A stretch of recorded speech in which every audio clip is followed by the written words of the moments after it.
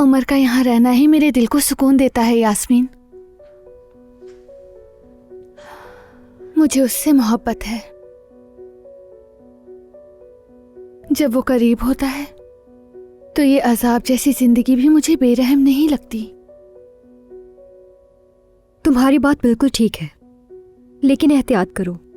अगर वो ना रुका तो मेहमद और उमर की दुश्मनी अब सबके सामने आ चुकी है, और तुम्हें भी तो कितनी बार धमकाया है ना उसने। मैं कैसे फंस गई उसके चक्कर में, क्यों नहीं पहचान सकी? अंधी हो गई थी। क्योंकि उसकी असलियत अब सामने आई है। वो नॉर्मल नहीं लगता। माफ करना, वो तुम्हारा मंगेतर है, लेकिन सच तो यही है। ये मंगनी सिर्फ दिखावे की है, तुम जानती हो। हाँ मालूम है, लेकिन उसने अब तक जो कुछ तुम्हारे साथ किया है वो दोबारा करेगा और तुमसे शादी भी करेगा। ऐसा मुमकिन नहीं है। मैं सब्र करूंगी, मजबूत रहूंगी और उससे छुटकारा पा लूंगी। लेकिन हमीद साहब की हालत का वाज़ेह होना जरूरी है। तब तक मुझे ये सब बर्दाश्त करना होगा।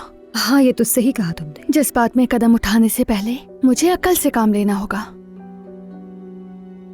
एहसासात के लिए, उमर के लिए मुझे हालात का मुकाबला करना होगा। मैं हमेशा तुम्हारे साथ हूँ।